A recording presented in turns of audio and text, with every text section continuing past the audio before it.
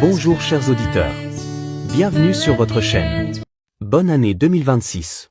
Notre équipe est ravie de vous accueillir en ce début d'année. Merci d'aimer cette vidéo et de la partager avec vos amis et connaissances. Que Dieu vous bénisse. Voici le résumé de la leçon 2 de l'école du sabbat pour le premier trimestre de l'année 2026. Le titre est « Raison d'être reconnaissant et de prier ». Le texte à mémoriser se trouve dans le livre des Philippiens, chapitre 1, verset 6. Je suis persuadé que celui qui a commencé en vous cette bonne œuvre la rendra parfaite pour le jour de Jésus-Christ. Chers auditeurs, Paul commence délibérément ses épîtres par des mots de salutation et d'action de grâce.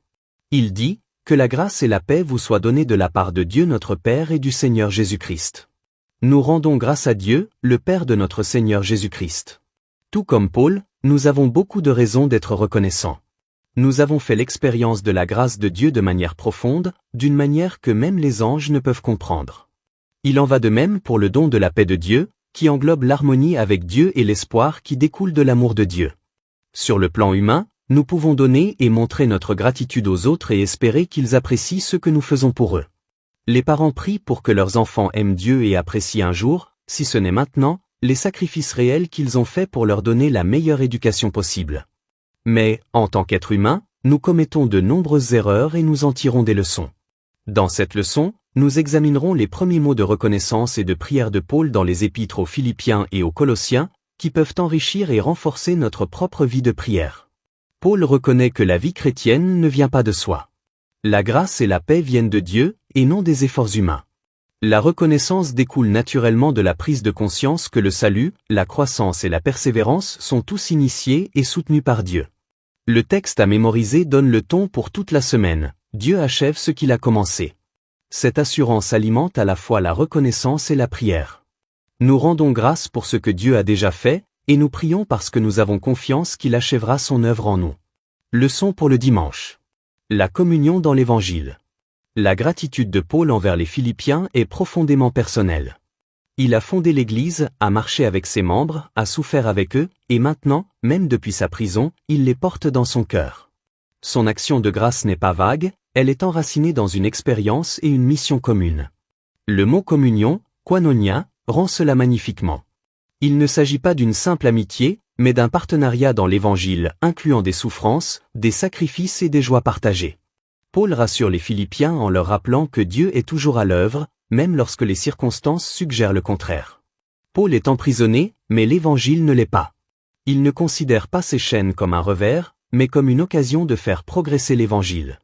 Cette perspective révèle une profonde maturité spirituelle, qui voit au-delà des apparences et fait confiance au dessein de Dieu. Plus important encore, Paul ancre leur espérance dans la fidélité de Dieu. La bonne œuvre que Dieu a commencée en eux ne sera pas abandonnée. Cette promesse apporte de la stabilité aux croyants qui s'inquiètent pour l'avenir et du réconfort à ceux qui craignent l'échec. L'œuvre de Dieu dans le croyant se poursuit jusqu'au jour du Christ.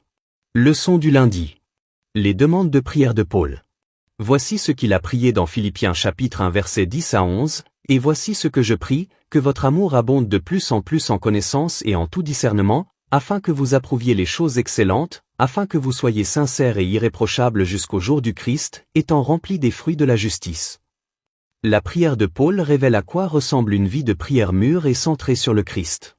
Plutôt que de se concentrer sur le confort personnel ou la délivrance, Paul prie pour la croissance spirituelle, pour un amour qui s'approfondit, un discernement qui s'affine et des vies qui reflètent la justice du Christ. Pour Paul, l'amour n'est pas une émotion aveugle. Il doit être guidé par la connaissance et le discernement. Le véritable amour chrétien comprend la vérité, reconnaît les distinctions morales et recherche ce qui est le mieux plutôt que ce qui est facile. Le discernement permet aux croyants de choisir l'excellence plutôt que le compromis, et la sincérité plutôt que l'hypocrisie. Paul prie également pour la pureté, pour une vie transparente devant Dieu et les hommes, et pour une conduite qui n'empêche pas les autres de venir au Christ. Au cœur de cette prière se trouve la justice, qui n'est pas le fruit des efforts humains, mais qui est reçue par Jésus-Christ. Tout renvoie au Christ comme source de la vie spirituelle. Cette journée invite les croyants à examiner l'objet de leur prière. Sont-elles centrées sur eux-mêmes ou reflètent-elles les desseins plus larges de Dieu pour son peuple? Leçon du mardi. Discernement spirituel appliqué. Les Philippiens étaient troublés par l'emprisonnement de Paul, pensant que cela allait nuire à l'Évangile. Paul voit les choses différemment. Grâce à son discernement spirituel, il reconnaît que Dieu a transformé cet emprisonnement en opportunité. Les gardes romains entendent l'Évangile. Les autres croyants deviennent plus audacieux. Le message se répand d'une manière qui n'aurait peut-être jamais été possible autrement. Pourtant, Paul est honnête au sujet des motivations humaines. Certains prêchent le Christ par ambition égoïste, espérant gagner en notoriété pendant que Paul souffre. Cela révèle la fragilité du cœur humain, même au sein de l'Église. Pourtant, Paul refuse l'amertume. Son souci n'est pas sa réputation, mais l'avancement de l'Évangile.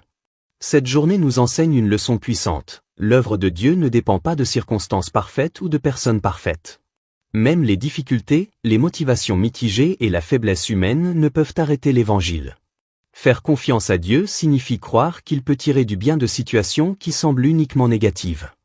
Leçon du mercredi. Le fruit de l'Évangile. La relation de Paul avec les Colossiens était différente de celle qu'il entretenait avec les Philippiens. Il les incluait parmi ceux qui n'avaient pas vu son visage en chair et en os. Néanmoins, Paul leur assure, comme il l'a fait aux Philippiens, qu'il remercie Dieu pour eux et qu'il prie toujours pour eux. S'adressant aux Colossiens, Paul commence à nouveau par rendre grâce, même s'il n'a jamais rencontré ses croyants personnellement. Il remercie Dieu pour leur foi en Christ, leur amour pour les autres et leur espérance dans le ciel. Ces vertus ne sont pas le fruit de leur propre effort, mais des dons de Dieu. Paul souligne que l'Évangile est la parole de vérité. Contrairement aux philosophies ou aux traditions humaines, la parole de Dieu est vivante et efficace. Partout où elle est prêchée, elle produit des fruits, change des vies, fait grandir la foi et transforme les communautés. La propagation rapide de l'Évangile à travers le monde romain témoigne non pas de l'intelligence humaine, mais de la puissance divine qui agit à travers la parole. L'espérance placée dans les cieux ancre les croyants dans un monde d'incertitude. Bien qu'ils ne le méritent pas, les croyants ont la promesse d'un héritage qui ne peut se détériorer. Cette espérance façonne la manière dont les chrétiens vivent, endurent les souffrances et persévèrent dans la foi. Leçon du jeudi. Le pouvoir de la prière. La prière de Paul pour les Colossiens se concentre sur la connaissance de la volonté de Dieu, non seulement intellectuellement, mais aussi par la sagesse et la compréhension spirituelle. Connaître la volonté de Dieu conduit à une vie qui le reflète. Cette connaissance est pratique, elle façonne les choix quotidiens et guide les décisions morales. La prière ne consiste pas à forcer la main de Dieu, mais à aligner son cœur sur sa volonté. Une vie reconnaissante est la preuve d'un cœur confiant. Paul prie pour que nous vivions d'une manière qui reflète la grâce qu'ils ont reçue. Bien que personne ne soit digne par nature, Dieu déclare son peuple digne par le Christ et l'appelle à vivre en harmonie avec cet appel. Marcher d'une manière digne du Seigneur signifie permettre à la fois de façonner la vie quotidienne, les choix, les attitudes et les actions, afin qu'ils s'alignent sur la volonté de Dieu. Ce genre de vie ne s'obtient pas par les seuls efforts humains, mais par l'œuvre transformatrice du Saint-Esprit qui rend possible l'obéissance et la croissance. Une telle marche est décrite comme une vie qui plaît pleinement à Dieu. Elle se manifeste par le fait de porter du fruit par de bonnes œuvres, de grandir continuellement dans une connaissance plus profonde de Dieu et de conserver un esprit de gratitude. Ensemble, ces qualités montrent qu'une vie guidée par l'Esprit de Dieu est active, en croissance et reconnaissante, reflétant une relation authentique avec lui. Leçon du vendredi. Réflexion complémentaire. La réflexion finale met l'accent sur la confiance. Les projets humains sont limités, et l'anxiété découle souvent de la volonté de contrôler l'avenir. Dieu appelle son peuple à vivre par la foi, comme des pèlerins qui lui font confiance à chaque étape. Le Christ lui-même a vécu ainsi, se soumettant quotidiennement à la volonté du Père. Nous sommes invités à faire de même, à laisser Dieu planifier notre avenir, en ayant confiance qu'il voit la fin dès le commencement.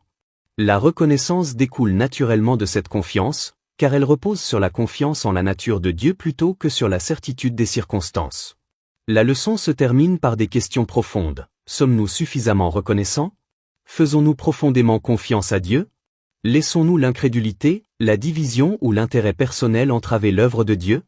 La vie et les prières de Paul invitent les chrétiens à une expérience plus profonde de la gratitude, du discernement et de la foi, enracinée dans l'assurance que Dieu achèvera ce qu'il a commencé. Merci et que Dieu vous bénisse.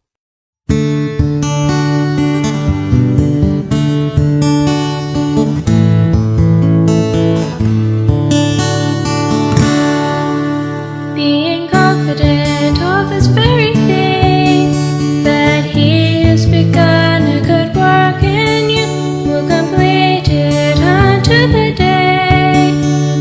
Jesus.